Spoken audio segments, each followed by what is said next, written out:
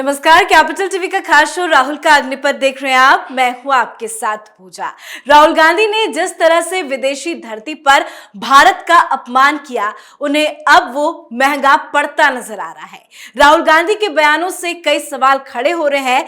BJP के बड़े बड़े नेताओं ने राहुल गांधी के बयानों की कड़ी निंदा की है और अब कानून मंत्री किरेन रिजिजू ने भी राहुल गांधी पर बड़ा बयान दिया है। उन्होंने कहा कि राहुल गांधी देश की एकता के लिए बहुत खतरनाक हो गए हैं। अब वो भारत को बांटने के लिए लोगों को भड़का रहे हैं। ट्वीट कर राहुल गांधी को पप्पू भी बताया है। तो एक तरफ जिस तरह से राहुल गांधी ने जहर उगला भारत के खिलाफ, उसको लेकर बीजेपी हमलावर है, राहुल गांधी पर एक्शन की बात कर रहे हैं, तो वहीं दूसरी तरफ लोकसभा विशेषाधिकार समिति 10 मार्च को राष्ट्रपति के अभिभाषण पर धन्यवाद प्रस्ताव पर चर्चा के दौरान भ्रामक और अपमानजनक बयान देने के लिए राहुल गांधी के खिलाफ विशेषाधिकार प्रस्ताव की भारतीय जनता पार्टी की मांग पर सुनवाई भी करेगी। तो आज इसी पे चर्चा करेंगे कि कैसे राहुल गांधी फंसते नजर आ रहे हैं। चर्चा के लिए मेरे साथ स्टूडियो में मौजूद हैं कैपिटल टीवी के एग्जीक्यूटिव एडिटर राजीव जी। राजीव जी, बहुत बहुत स्वागत है आपका। जिस तरह से राहुल गांधी ने बयान दिया, क्या अब वो महंगा पड़ता नजर आ रहा है? देखिए, अब सरकार भी सामने आ चुकी है। पहले भारतीय जनता पार्टी ने राहुल गांधी के खिलाफ बोलना शुरू किया, उसमें सरकार के कुछ मंत्री भी शामिल थे, जैसे अनुराग ठाकुर ने उनके खिलाफ बोला था। लेकिन किरेन रिजिजू कानून मंत्री हैं, कानून के जानकार हैं और साथ ही उन्होंने जो बात बोली है उसमें दम है कि राहुल गांधी देश के लिए खतरा बन गए हैं। मतलब राहुल गांधी के पास इंफॉर्मेशन होता है, वो कांग्रेस के बड़े नेता हैं, यानी कि जब उनकी सरकार कहीं भी स्टेट में हो तो सीएम कोई बने, राहुल गांधी सुपर सीएम की भूमिका में होंगे। अगर केंद्र में सरकार बने और यूपीए की ही सरकार हो तो राहुल गांधी सुपर पीएम रहे हैं, जैसे कि पहले भी हो चुका है। मनमोहन सिंह के समय राहुल गांधी क्या थे? कांग्रेस के एक सांसद थे, लेकिन उनके पास पावर इतना था कि मनमोहन सिंह के फैसलों को उलटवा सकते हैं, मनमोहन सिंह के बिल को बर्बाद कर सकते हैं, सबके सामने वो पर्चियां फाड़ सकते हैं कि ये मनमोहन सिंह या पीएम या सरकार के फैसलों को हम नहीं मानते हैं। वो इस स्तर के नेता हैं। इसका मतलब कि पीएम आवास तक उनकी सरकार में उनकी पहुंच है, सारी की सारी गुप्त सूचनाएं उनको मिलती है, खुफिया रिपोर्ट मिलते हैं और खुफिया अधिकारी जो रॉ के अधिकारी हो या फिर सीबीआई के हों, आईबी के हों, सारे खुफिया विभाग के अधिकारी भी उनकी पहुंच से बाहर नहीं है। वही राहुल गांधी इस समय बता रहे हैं कि खुफिया विभाग ने उनको सूचना दी, आईबी की रिपोर्ट सामने आई जिसमें बताया गया कि राहुल गांधी की यात्रा के समय उनके फोन पर उनके से मिलने वाले लोगों की जानकारी ली जा रही थी। और विदेश में जाकर क्या कहते हैं कि खुफिया विभाग के लोगों ने ही उन्हें बताया कि उनके मोबाइल की रिकॉर्डिंग होती है, वो जो भी बातचीत करें वो सामान्यतः सोच विचार के करें।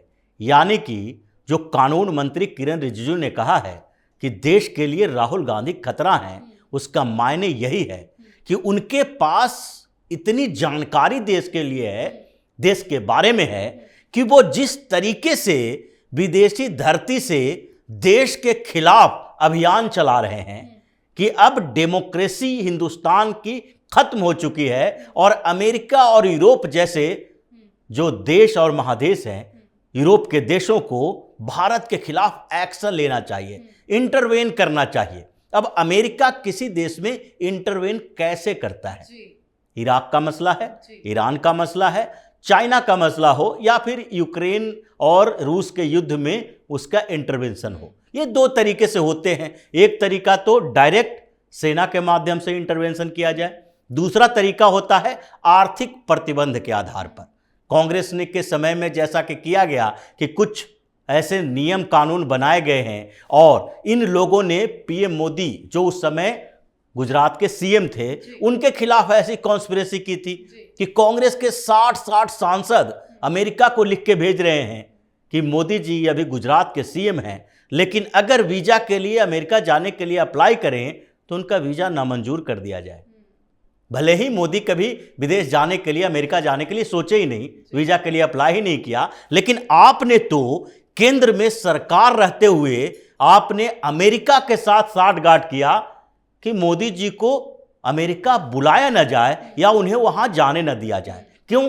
क्योंकि इनको डर था कि अमेरिका में या ब्रिटेन में, यूरोप में, हर जगह पर, अमेरिका में ठीक ठाक संख्या में गुजराती प्रवासी रहते हैं। जैसा कि जब पीएम बनने के बाद मोदी का दौरा हुआ तो उस समय भी प्रवासी भारतीय जो अमेरिका में थे वो कैसा भव्य स्वागत इनका किया वो पूरी दुनिया देखती है। तो उस समय इनको लगता था कि वहां जो पटेल समुदाय के लोग हैं, गुजरात में पीएम उस समय जो सीएम थे गुजरात में, उनकी सहायता करेंगे, इसलिए उनको अमेरिका न जाने दिया जाए। और दूसरी तरफ चूंकि मोदी जी पर आरोप क्या लग रहा था? गुजरात दंगे का, तो मुसलमानों को खुश करना भी था। यानी कि टॉप सीक्रेट की जहां तक बात है कि कुछ ऐसी जानकारी कांग्रेस के पास भी होगी, उनके जो भूतपूर्व डिफेंस मिनिस्टर हैं, भूतपूर्व विदेश मंत्री हैं, इन सारे के पास होगी और वो राहुल गांधी तक पहुंचती है। और राहुल गांधी उन देश विरोधी ताकतों के साथ उठते बैठते हैं। कैम्ब्रिज में देखा गया कि वो पाकिस्तानी मूल के लोगों के साथ बैठे, तस्वीरें भी सामने आई, कश्मीरी लोगों के साथ हैं जो कश्मीर को आज़ाद कराने की बात करते हैं और उनकी तस्वीरें हैं।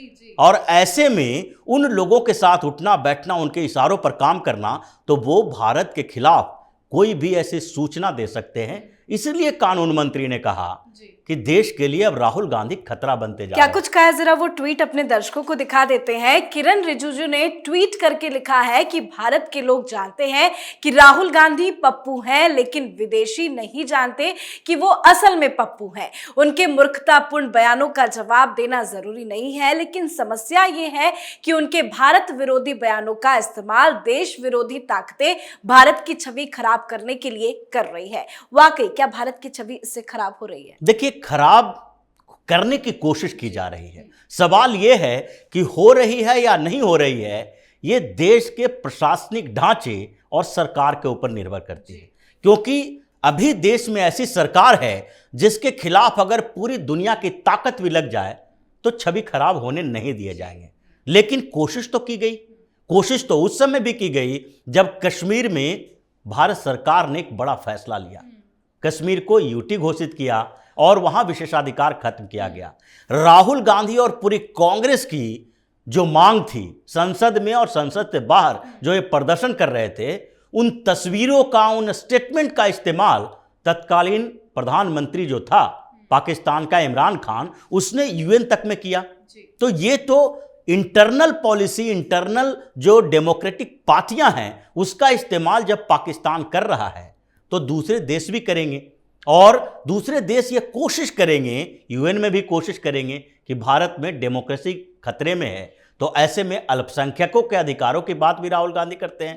तो उन मामलों को यूएन में भी पाकिस्तान उठाएगा, तुर्की साथ देगा, कुछ और दूसरे देश जो इस्लामिक कंट्री हैं, जो पाकिस्तान के साथ हिंदुस्तान के खिलाफ काम करते हैं, वो सारे साथ देंगे। और अमेरिका या ब्रिटेन, ये दो ऐसे देश हैं जिसके ऊपर कभी भी भरोसा नहीं किया जा सकता।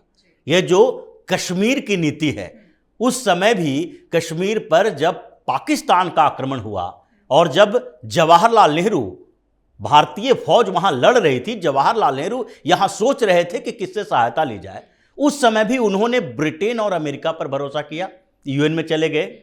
उस समय क्या था कि यह विवादित क्षेत्र जो बना जाए, यह विवादित क्षेत्र वो नहीं है जो कश्मीर कहा जाएगा। विवादित वो होना चाहिए जो पाकिस्तान ने आक्रमण किया। द्विपक्षीय मुद्दा कश्मीर नहीं हो सकता, क्योंकि कश्मीर का, पूरे कश्मीर का भारत के साथ विलय हुआ है, उसी तरीके से जैसे सिंध और बलूचिस्तान का पाकिस्तान के साथ हुआ है। लेकिन उस समय भी भारत के खिलाफ अमेरिका और ब्रिटेन ने कॉन्स्पिरेसी की और इस पूरे के पूरे कश्मीर को विवादित क्षेत्र घोषित कर दिया, एलओसी बन गया। वो बाद में खुद ही नेहरू ने लेटर में लिखा है, जो उन्होंने अपनी बहन को लेटर लिखा, उसमें भी लिखा है कि ब्रिटेन और अमेरिका ने हमारे साथ धोखा किया। तो इसका मतलब यह है कि आप जिन लोगों के साथ बैठे हो वो मौका परस्त देश है। आज हमारे साथ इसलिए हैं क्योंकि भारत एक बड़ा बाजार है, प्रधानमंत्री मोदी की नीतियों के कारण उनको लग रहा है कि भारत का सहयोग लेना अभी उनकी मजबूरी है, लेकिन इसका इस्तेमाल जब करना होगा भारत को कमजोर करने के लिए, क्योंकि ब्रिटेन या अमेरिका कभी नहीं चाहता कि भारत मजबूत देश बने। अब ऐसे में जब भी इस्तेमाल भारत के खिलाफ यूएन में करना होगा तो वो करेगा और करने की कोशिश करेगा। तो आप उन देशों में जाकर भारत के खिलाफ बोलते हो, ऐसी बातें करते हो, तो इसका नतीजा तो गलत हो सकता है।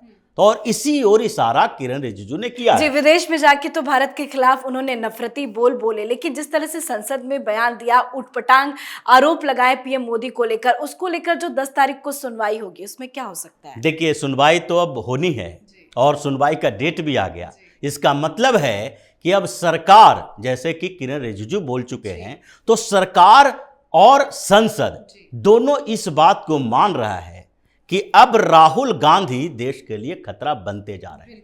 संसद में आने के बाद ये जिस तरीके से चीन के मुद्दे पर बार बार स्थगन प्रस्ताव मांगे, चीन पर चर्चा की बात किया, ये संसद में रहेंगे और सांसद बने रहेंगे तो ये कोशिश करेंगे कि भारत के खिलाफ ही कॉन्स्पिरेसी करें।